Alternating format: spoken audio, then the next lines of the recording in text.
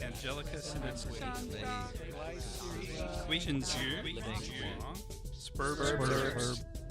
Welcome to episode 51 of Sperb Herbs. Today we're going to be talking about Song Cao. That's Song Cao, Xanthium Herb, or known colloquially as Xanthium, or even cockleburr is the known name. So without further ado, let's get into today's episode. Today we're going to be looking at another Chinese herb, Song Cao, Xanthium or cockleburr. If this sounds familiar, we have discussed Song Zi, not Song Cao, Song Zi, or Xanthium fruit when we discussed the formula Song San or Xanthium powder. That formula used the fruit of this plant. In this episode, we will discuss the entire plant, the whole plant. Is there a difference in functions? Toxicity? Why would we use one instead of the other? Let's find out the answers to these questions. And as always, we will look at something a little different today, something I've been wanting to do for a while. I've even mentioned it a few times. We're going to be talking about jiao, or the triple burner. So please stay tuned for another interesting episode. Before we get into that, I do want to talk to you, just before we get into that, one of my favorite courses I've ever done. It's called Why, Not How Herbs Work. And this is just a special course for those of us who have asked, why do herbs even help us? In other words, why do they have any effect on humans at all? We explore some really interesting territory in this course, including philosophy, talking about holism and reductionism, ecology, we're going to be talking about Gaia theory, a lot of evolution in this, including coherent coupling and plant-human coalitions, and explain why herbs may do different things at different doses, hormesis and xenohormesis. If you haven't heard these terms before, I hadn't either. I was teaching a course. They wanted me to teach a course on herbs, on regular herbology. I'm like, no, I'm a Chinese herbalist. I'm not an herbologist. And they said, no, you can do this. And I learned so much from teaching that course. You always learn more when teaching than from studying. And I learned all these things, and I'm fascinated by it. And I just thought so many people would be interested in it. And that's why I created this course, Why, Not How Herbs Work. We will discuss the implication of each of those concepts on current herb research and usage as well. This is an absolutely amazing journey that answers fundamental questions about herbalism, and it is absolutely a can't miss webinar. If you hurry, you can get this webinar for 1/3 off. Instead of $30 for this 2-hour continuing education course, it's only $20. Just go to www.integrativemedicinecouncil.org/WHY. So that's Integrative Medicine Council, COUNCIL.org/WHY. And then that deal will be present. So hope to see you soon. Thank you. So, thought we'd start off today by talking about Sanjiao, or the three burners. So in Chinese medicine, there are 12 major organs broken down into yin and yang pairs, and associated with the wuxing, or 5 phases, which we discussed a couple of episodes ago. All of these organs, except for one, are familiar to anyone with a very basic understanding of anatomy, even if some of their functions may not be exactly the same as biomedicine. That exception, that organ that's different, is the Sanjiao, and is translated as the three burners, or sometimes the triple warmer. And you'll see all of these as acronyms. You'll see SJ, TB, and TW as acronyms. And it has no biomedical equivalent at all. And it often, as it has for me, confused practitioners, as there are several perspectives on what it does and whether it is a physical organ or more of a philosophical or functional one. Let's dive into this fascinatingly unique aspect of Chinese medicine. Well, before we get into Sanjiao, let's start with a short introduction to the yang or fu organs. Fu can mean seat of government, administrative center, or palace. Unlike the yin organs, which store precious essences, the yang organs do not store but are constantly filled and emptied. Another approach to the yang organs is to call them the hollow organs. Also, they do not deal with pure substances as the yin organs do, but with impure ones. For example, food, impure fluids, urine, stools, etc. In the theory of the internal organs, or zang fu, the physiology, by the way, we said the yang organs are fu organs, the yin organs are zang, and so zang fu means both yin and yang organs, or translated in total as the internal organs. So in the theory of the internal, in the theory of the internal organs, zang fu, the physiology and pathology of the yin organs has predominance over that of the yang organs. For example, the various 5-element associations of colors, emotions, odors, sounds, etc. are always associated with their relevant yin rather than yang organs. So for example, the scorched smell refers to the heart rather than to the small intestine. That was the yin-yang pair, but we don't, when we think of a scorched smell in Chinese medicine, we don't think small intestine, the yang organ, we think heart, the yin organ. One reason for this predominance is that many of the functions of the yang organs are subsumed under those of the yin organs.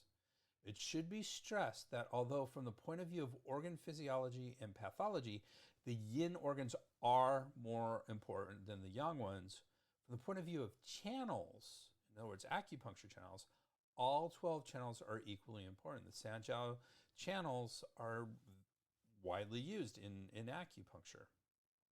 The Sanjiao is the yang pair of the yin organ pericardium. So pericardium and Sanjiao are one yin-yang pair under the fire phase of the 5 phases, which uniquely has, the fire phase is the only, so remember we said there's 12 organs and yet there's 5 phases. And so that right there you go, wait, something's a little bit off. What it is the fire phase has 2 yin-yang pairs of organs. So it has the heart and small intestine as an organ pair, and it also has the pericardium and Sanjiao as an organ pair. And it's the only one of the 5 phases that actually has 2 pairs of organs associated with it.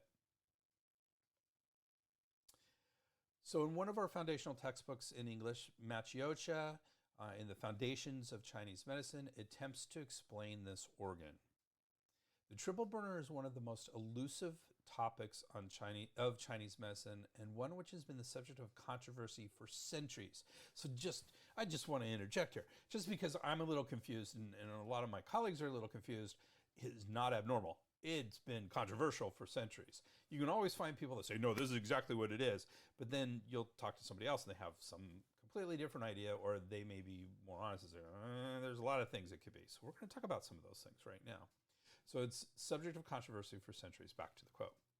Although it is officially one of the 6 yang organs, Chinese doctors have always debated about the nature of the triple burner, and in particular, whether it has a form or not. That is, whether it is an actual organ or a function. So that was one of the questions I presented right at the beginning of all this. After discussing the functions of the triple burner, it is appropriate to discuss 4 different views of the triple burner, which will throw light on its functions. And we're going to do that right now.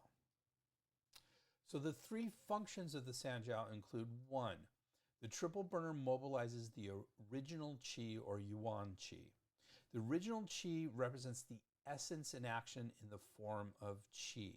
So essence is another foundational concept in Chinese medicine. Again, we haven't really talked a lot about essence, but essence is kind of what we're, at least initially, is what we're given by our parents. You know, it's often in sort of a biomedical translation, it's the egg and the sperm is the essence that we grow out of. And then, of course, we have essence. That's the source of life. And then from the essence comes the original qi, and actually is essence in action, as it says here. So the triple burner mobilizes the original qi by making it differentiate into its different forms to perform different functions in different places and organs. It is through the triple burner that the original qi can perform its functions. The original qi is closely related to the gate of life, Ming Men, and shares its role of providing the heat necessary to all the body's functional activities. So in this role, the triple burner is incredibly important. Without having this ability to mobilize the original qi, we would not be able to act as humans, as animals. So it's very important.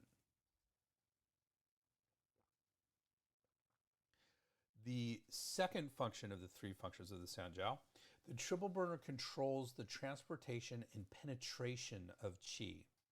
The movement of qi to carry out its various functions is called the qi mechanism.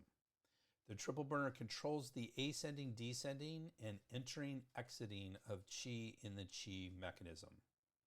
One of the words most frequently used in Chinese books to describe this function of the triple burner is tong, which means free passage, to pass through, penetrate.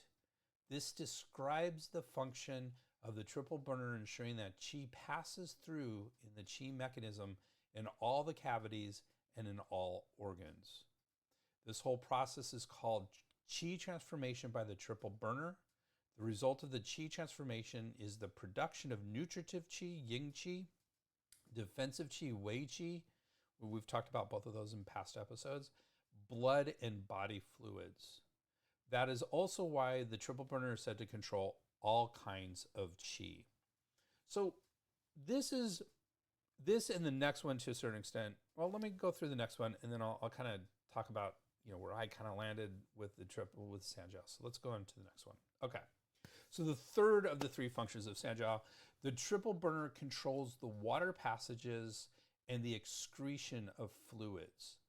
Chapter 8 of the Simple Questions, that's the Wangdi Neijing Su Wen. So this is the oldest existing book in Chinese medicine, written about 200 or 300 years BCE.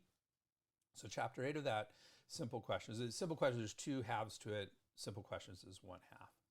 So chapter 8, which describes the functions of all the internal organs, comparing them to officials, says the triple burner is the official in charge of ditches. This means that that doesn't sound like a high-ranking official, but you can imagine it's a really important official in ancient China.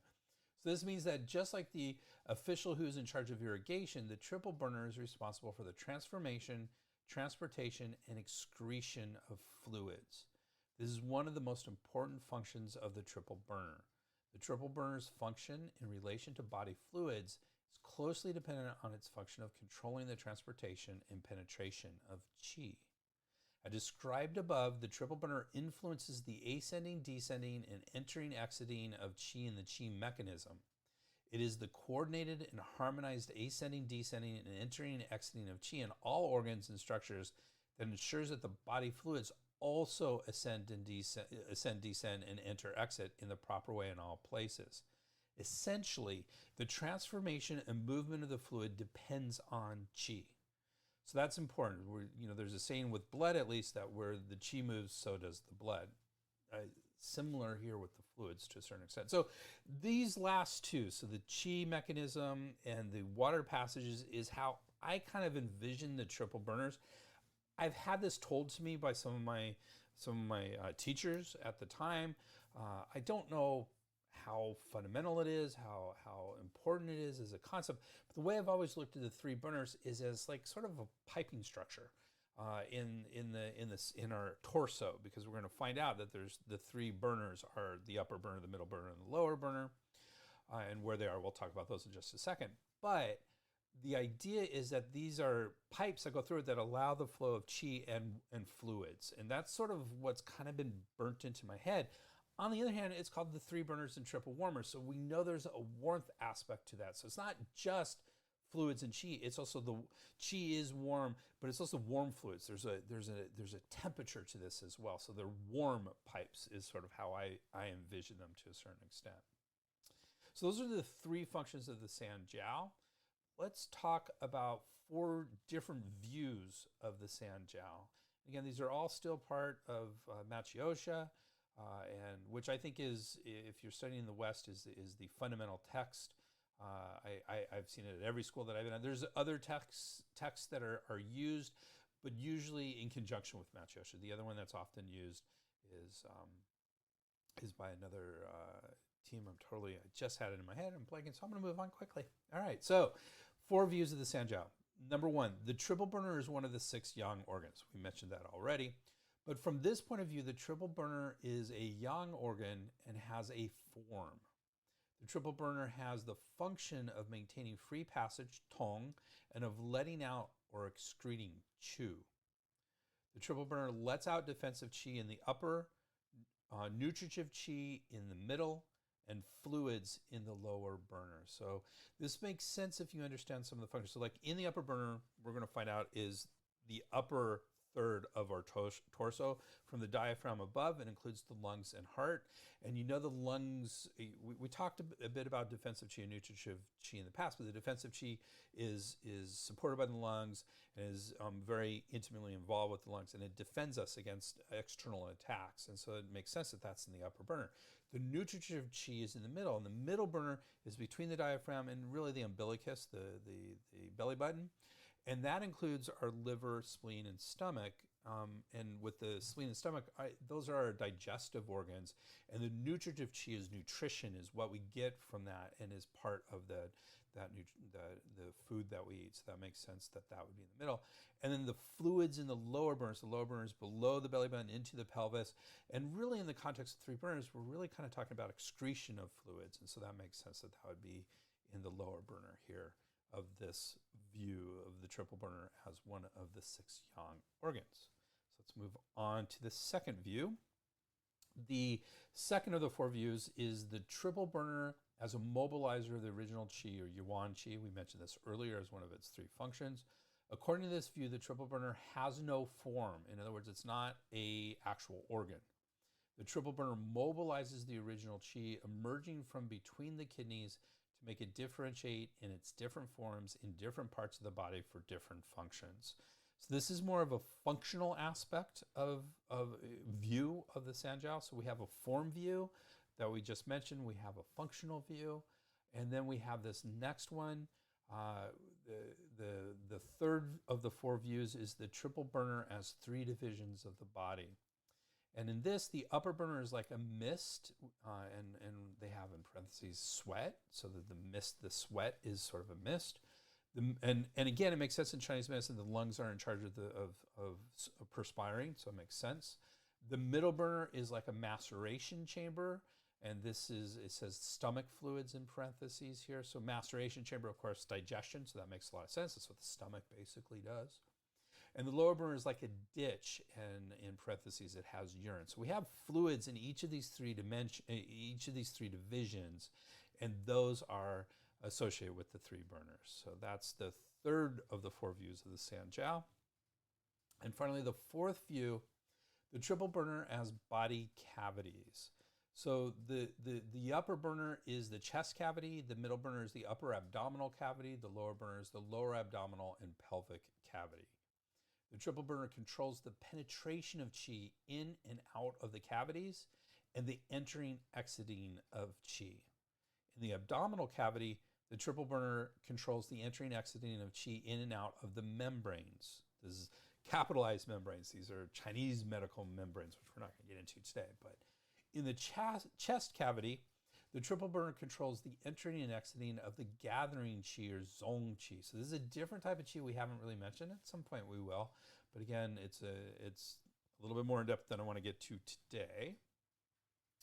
In the space between skin and muscles, the triple burner controls the entering and exiting of the defensive qi, or wei qi. So we've mentioned that already.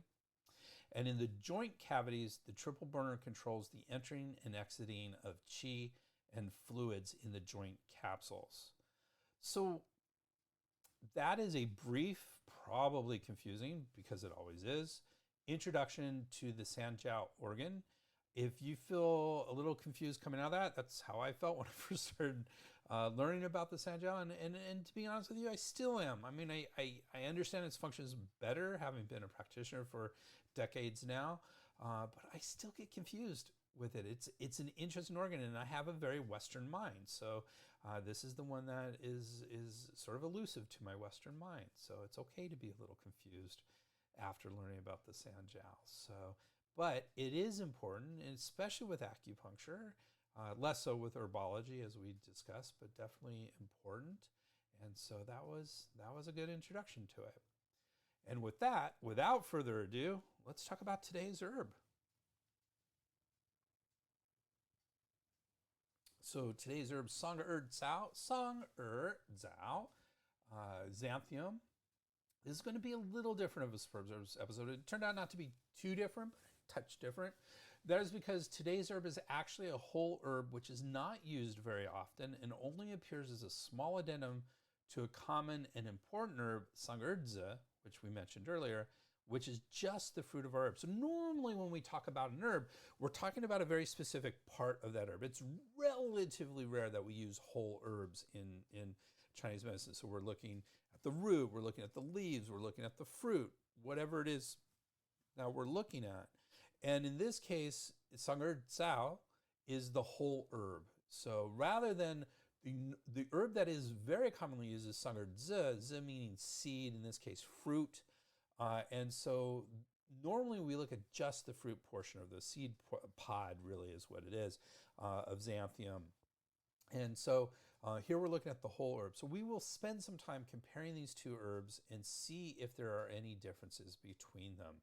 Spoiler alert, there are. And in the process, I hope we will highlight the different effects of different parts of the same plant. Because one of the things that is interesting is, especially in Chinese medicine, if you use a different part of the plant, it's completely different, than something else. You can have a totally different effect. Also, if you prepare it in a different way, as we've mentioned, Paojir, it can be very different. Someone very interested with Sanjiao just put in lymphatic system as a message in the chat box. So going quickly back to the Sanjiao before we hop into the Xanthium. And I wanted to address that because that is something that a lot of people have said, well, that is sort of what it is from, the translation from a Chinese medicine to sort of more biomedical approach to that. I think it's a little reductionistic to say it's the lymphatic system, especially since the lymphatic system is throughout the entire body. And the Sanjiao really the way we talk about it is just in the abdomen. So I think there's aspects of I think the lymphatic system does kind of elucidate some aspects of Sanjiao. So I thank you for that. I had forgotten about that as a corollary to Sanjiao. And I think that's an important thing to think about with Sanjiao. And I think it has a lot of interesting similarities and aspects that are there with Sanjiao. But I don't think it in toto, as most things that translate between Chinese medicine and Western medicine, I don't think in toto it actually gets the complete essence of Sanjiao. But I do think it adds a little aspect, a little bit of understanding to Sanjiao. So I appreciate that. Thank you very much. Okay. That was a great little quote, a great little addition. Thank you. And so let's get back into Sangerdza and see how it compares with Sangerdza as we go through this. So the family is Asteraceae. We actually looked at this family briefly. Actually, we didn't talk about it much. It was one of the earlier episodes of Sperb Herbs, Sperb Herbs number 9, actually. And we're on 51. I can't believe it's that much. So in 9, we talked about the herb Aya, which is Artemisia, and that is part of this family as well. The species in particular that we're talking about here is Xanthium sibiricum, PATR, which refers to the biologist who classified it. And the Chinese name for this is Sang'er. And what's interesting about this is that's what's in the textbook, and actually some of the constituents are named after that. So it seems really valid that this is the species. But when I looked it up in scientific papers, when I looked at the literature, more often than not, I very rarely saw Xanthium sibiricum. I actually saw references to Xanthium strumarium as the herb species. And actually, when we look at the constituents of the herb as it is in our textbooks, it actually had some things that refer to strumarium. So I think they're both similar. I think they're both same species. I'm not sure which one is dominant or not. My guess is the strumarium is probably more current than the sibiricum, but I'm not sure about that. But both of them seem to be the same herb at this point. So I just wanted to put that out there as species. As we mentioned, the medical part of this herb is the entire herb. And like I said, usually we're talking parts of it. The English translation, Sangerdza, actually means deep green ear herb. So sang means deep green, ar means ear, And cao means herb or grass, sometimes, so herb. Other names include cockleburr, sangzike, si-ke, shi-er, jir-er, and in Japanese, sojiso, I should say, so S-O-J-I-S-O, and in Korean, changgicho, so that's C-H-A-N-G-I-C-H-O in Korean. So those are all synonyms for sungerd cao. So let's talk briefly about the Asteraceae family. So according to Britannica, the Asteraceae family, also called Compositae, is commonly known as the aster, daisy, or composite family of the flowering plant order Asterales. It includes more than 1,620 genera and 23,600 species of herbs, shrubs, and trees distributed throughout the world, and is one of the largest plant families in existence. So very, very commonly. In fact, I'm about to say some of the well-known stuff, and you're going to be like, oh, okay. There are many well-known plants in this family, including many garden ornamentals, weeds, including dandelion, ragweed, and thistle, food crops, including lettuce, artichoke, safflower, sunflower, and endive. And as we discussed in episode 9, back in that episode 9, I mentioned Artemisia or wormwood is also part of this Asteraceae family. Members of the family have flower heads composed of many small flowers called florets that are surrounded by bracts or leaf-like structures. Bell-shaped disc florets form the center of each head. Strap-shaped ray florets extend out like petals from the center and are sometimes reflexed or bent backwards.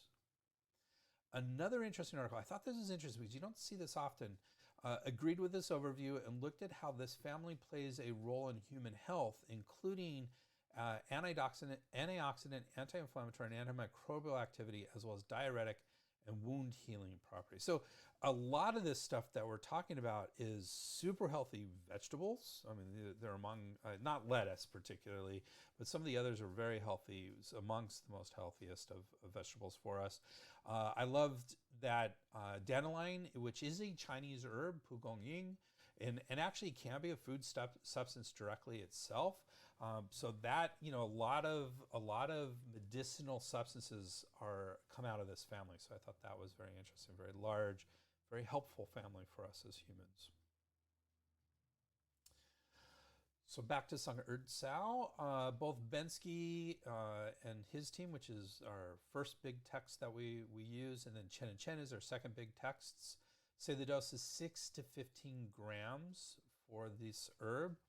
Our third usual text, which is Brandon Wiseman, does not include an entry on this herb. Again, and both Chen and Bensky are small addendums to sungerdza, which is the more commonly used herb. The category for this, Bensky puts it in the warm, acrid herbs that release the exterior subcategory of herbs that release the exterior. So it's the subcategory, warm, acrid herbs that release the exterior. The overarching category is herbs that release the exterior. So, and then it gets broken down into warm and cool, acrid herbs. We talked about a cool, acrid herb just a couple weeks ago, or about a month ago. Chen say it is a wind cold releasing herb under exterior releasing herb. So they say the exact same thing, but Bensky takes it from the point of view of the herb. The herb is warm and acrid, and Chen says, well, the herb causes wind cold to be released. So they're the same, but just slightly different perspectives. Bensky and their team say it is a bitter, acrid, or spicy, slightly cold, toxic, and has no noted channels entered. So that's an interesting one.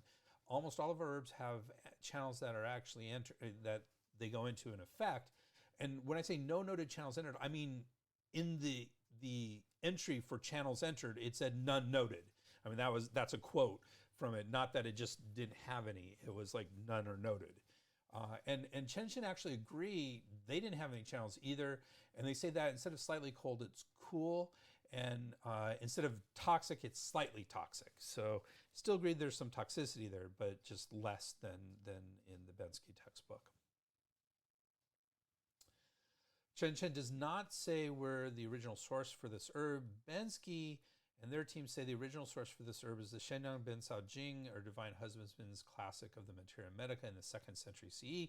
Again, this keeps getting mentioned a lot. This is the oldest existing book on individual herbs that we have. What's interesting is I have a translation of that. I usually can, every other time they've said this, I've been able to pull the herb out and put some information into what we're going to be talking about today. In this case, I couldn't. They, first of all, used a very different name, and it only referred to Sang'erzi. That's that fruit that we were talking about, and it did not refer to the whole herb as in total. So I kind of agree with Bensky that it was first mentioned. You can't really mention the fruit without mentioning the herb, but it did not have any particular specific functions for this herb in general. So there's nothing from the Shenang Ben Sao Jing based on that. So unfortunately. So let's talk a little bit about warm acrid herbs that release the exterior so we understand this concept. In episode 49, so 2 episodes ago, we did discuss cool acrid herbs that release the exterior. Here we will discuss warm acrid herbs that release the exterior. There may be some repeated information, so we discussed the general category of exterior releasing herbs before getting into today's subcategory.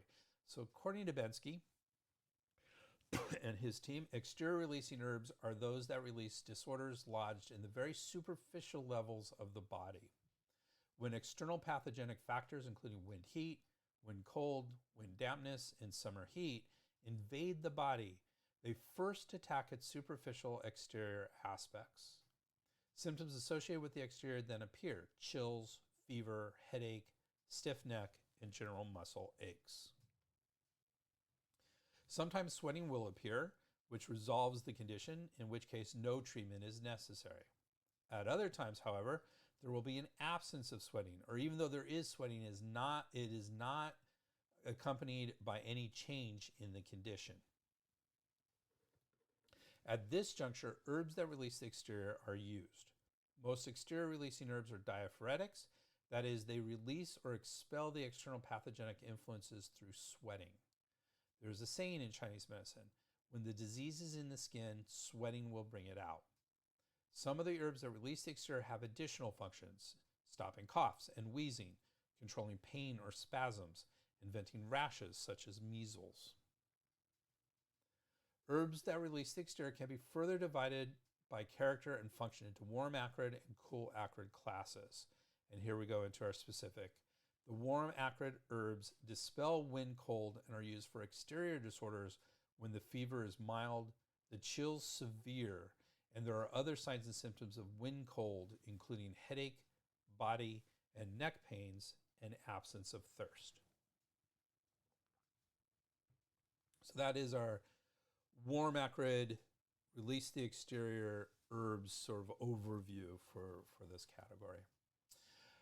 Good quality, I always talk about good quality of this, and neither of our usual texts on quality, the Chinese Medical Identification and Illustrated Approach by Zhao and Chen, and Bensky usually has some information on good quality. Neither of them actually contain quality guidelines for this herb. So I don't have any suggestions as to how you find good herbs. Again, not a major herb, so it doesn't surprise me.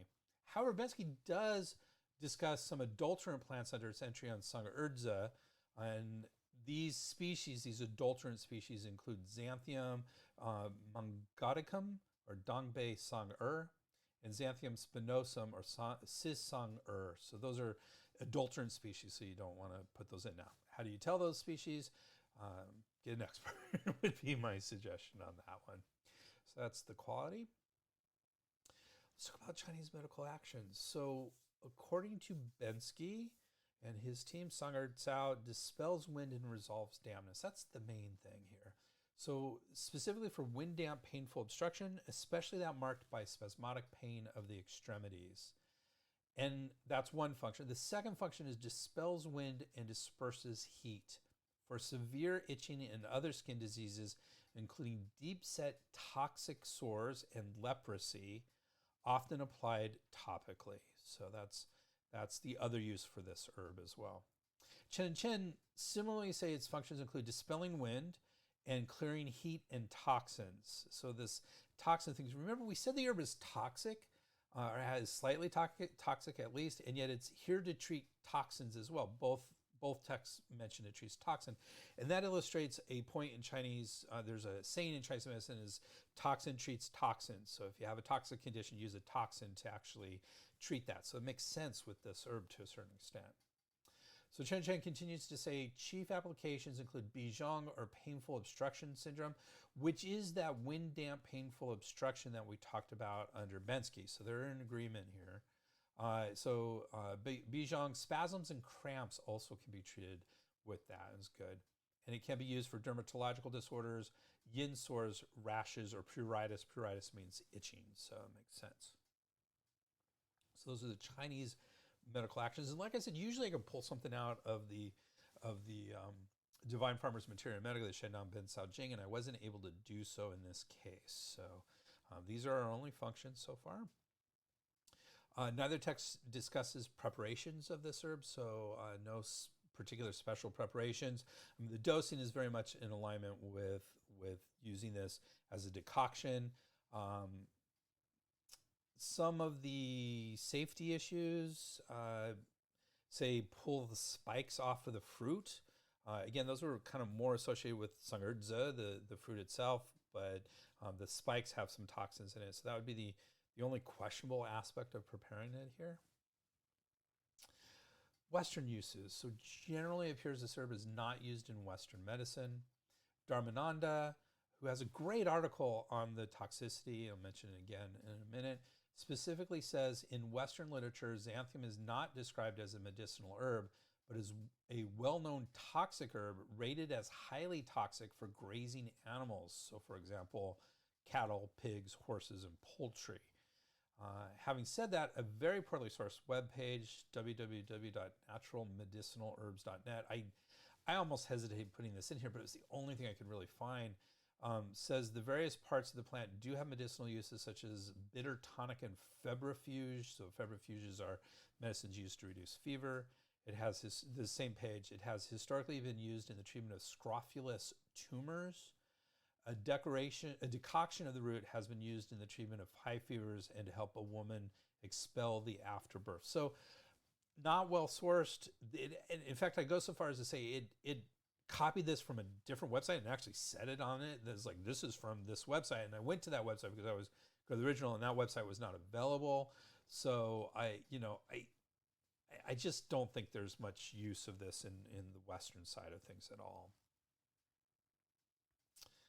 Some commentary on Sang'erzi. So the really, because it's just a small addendum, there isn't any commentary in our main texts on this herb.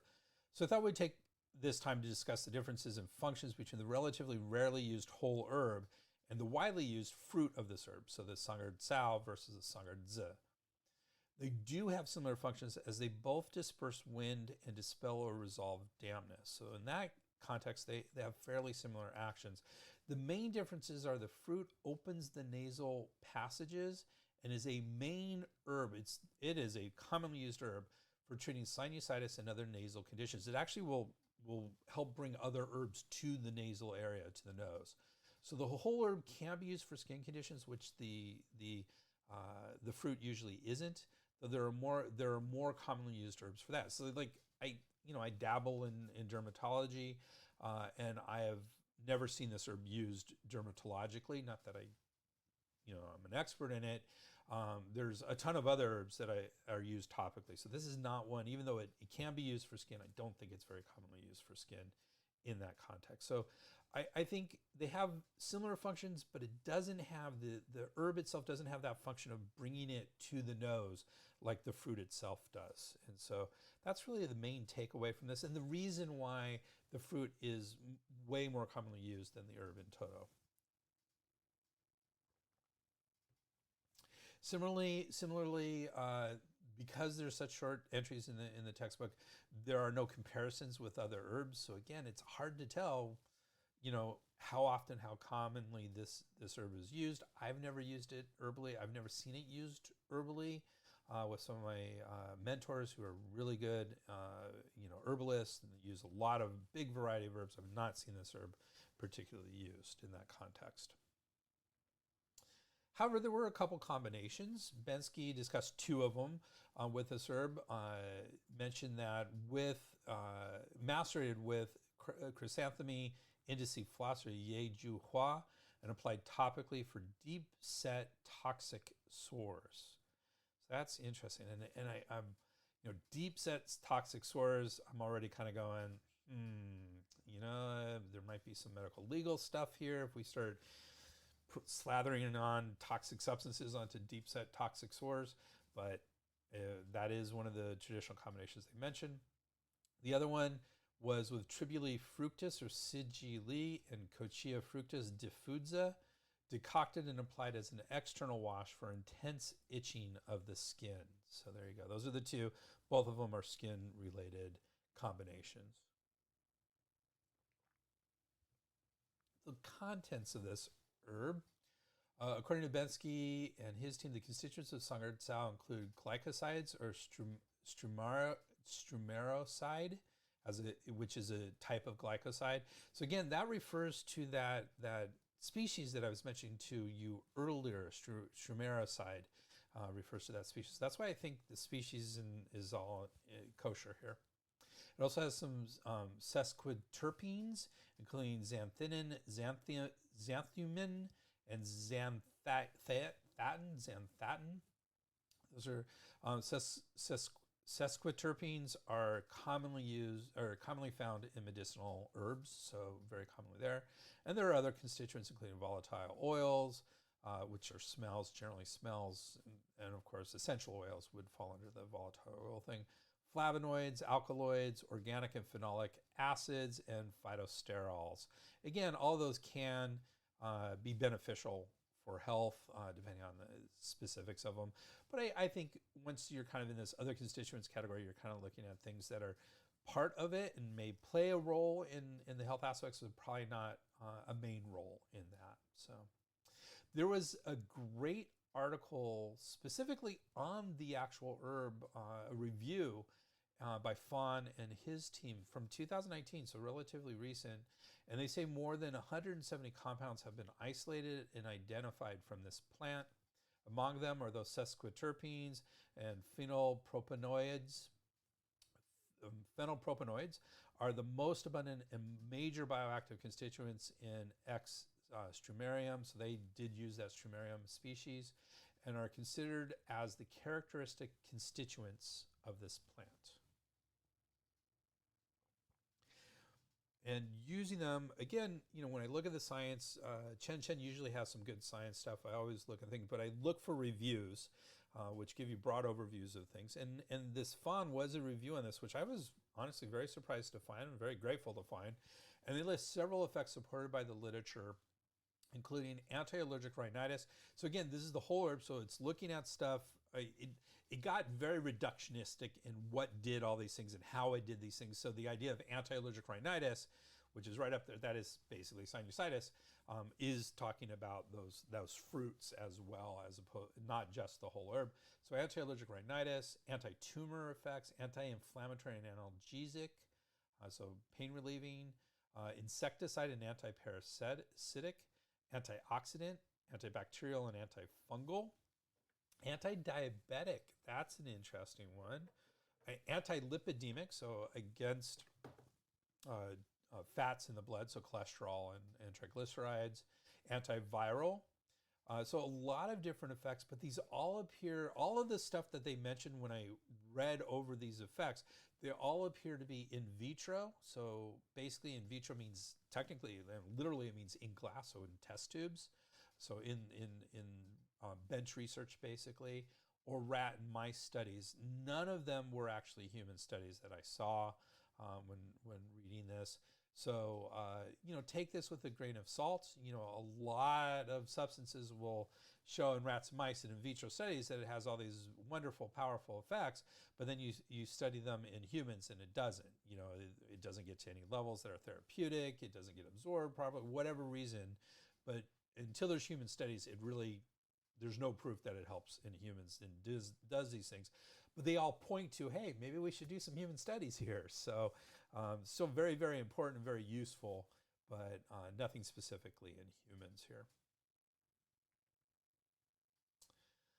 I did look for drug-herb interactions for this herb, and I did not find any. And I used xanthium because I figured that would cover all the species. It covers Sangerdza, it covers Sangerdtsao, and I didn't find any drug-herb interactions.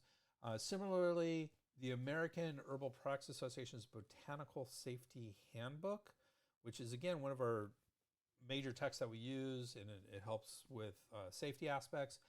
This is by Gardner and McGuffin. Did not have an entry at all on this herb, which is interesting because they usually are really good with Chinese herbs. And it didn't have Sangerdza in there as either. It had another Sangerdtsao or Sangerdza in the book, which I thought was interesting because they usually cover Chinese herbs pretty well. So, bottom line, don't see any drug-herb interactions in the literature at this point. Having said that, there are concerns about this herb. And all of the texts and everything that I read said there are concerns about this herb because we talked about there's toxicity here. So several counts of concerns when using this herb. Bensky and his team say under cautions and contraindications, use with caution in the debilitated, do not take internally long term. So this herb should not be taken internally. And then later they have a completely different section on toxicity. Now, this is interesting with the Bensky textbook because not every herb has a section on toxicity. It's only there if it's needed, according to the authors there, and they thought it was necessary. So they had a section toxicity, and there they say the whole plant is toxic, the most toxic part being the fruit, which is that Sangerdza we were talking about earlier.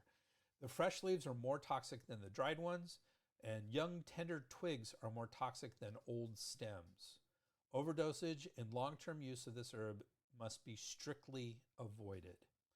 So there you go. So there's some concerns of toxicity, to me not specific enough to say don't use this necessarily or to be careful. Definitely be careful when using it, but it doesn't really explain why it's so toxic. But let's see if we have some more in our next thing. So Chen say because it is toxic, this herb should not be taken at a high dose when taken internally, nor should it be used by deficient patients or taken for a long period of time as it may drain qi and blood. So that makes perfect sense. Total alignment with what Bensky and their team says. So it makes perfect sense there. Dharmananda has an excellent article on the toxicity of the fruit, but does not discuss the whole herb toxicity. So if you're not familiar with Subhuti Dharmananda, he is a very prolific writer. I'm always amazed at what he writes. And he has a PhD, and he runs a website, itmonline.com. I think I should actually pull it up and let you know. It's just a great website in general. Institute for Traditional Medicine is what it is. And it's not .com, it's .org. So itmonline.org. And I got to tell you, if I'm struggling for a good article, they usually have a good article and it pops up. And he just has written so much over the decades. And what I like is he's very bright, so and knows his stuff. So this is an excellent source, and this article is really good. Now, the article is in the bibliography, so if you're wondering why I didn't put a website or anything, because it's right there in the bibliography under Dharmananda. So highly recommend that if you're worried about toxicity. Again, it doesn't do the whole herb, but it does do the fruit itself. So a great source to do it. Question, is that ITM in Portland, Oregon? Yes, I believe that is the case. Yeah. So thank you. All right. So that is Sangerdtsao. So let's summarize this. We started our podcast today with a discussion of the Sanjiao, or the three burners, or triple warmer, a unique Chinese medical organ. I hope you're a little less confused than I was when I first was presenting with Sanjiao. And then we discussed Sangerdtsao, the whole herb of Xanthium, and compared it with the more commonly used fruit of the herb. Along the way, we answered our initial questions. Is there a difference in functions? Yes. Not a major one, but yes. Toxicity? Yes. Actually, Sangerdza is more toxic than Sangerdtsao, maybe not by much. Why would we use one instead of the other? Well, the big reason is because Sangerdza goes to the nose. And they are pretty similar, with the fruit being more useful to treat nasal conditions. That's our summary here. Overall, another interesting look at a Chinese herb. In our next episode, we will be looking at another world herb, in this case, curry tree. The leaves are used in both Indian cooking and Ayurvedic medicine, and we will be covering all the usual aspects of this plant, including its uses, history, and any concerns. I don't know if you know about me. I enjoy cooking, so I'm kind of always excited to learn about a new cooking ingredient. And I love, it's been a long time, but I do enjoy cooking Indian food. So we'll see if I get some new skills out of our next episode. And as usual, we will be exploring something a little different. I don't know what that means. Could it be cooking related? I don't know. We'll find out. So please join us for the next, dare I say, interesting episode. Thank you very much for listening. If you like this podcast, would you please do us a huge favor? Give us a 5-star rating in your favorite podcast app. Thank you for even considering it. So thank you. And you can get this course as continuing education, as well as that special on my favorite course, Why Not How Do Herbs Work, at www.integrativemedicinecouncil, COUNCIL.org. And you put a /WHY at the end of that, and you get that third off on that Why Not How Do Herbs Work. And you can always get in touch with me at drgreg@spurbsherbs.com or at our website, www.spurbsherbs.com. And as usual, I have a nice bibliography. I think it's pretty good bibliography for an hour presentation. Thank you very much for joining me. Spurbs Herbs. The proceeding was presented by Dr. Greg Sperber. We would like to thank Janelle for all her support and everybody else who contributed to this program. Janelle. Timothy Nick Dobbins, Rogers, Campbell,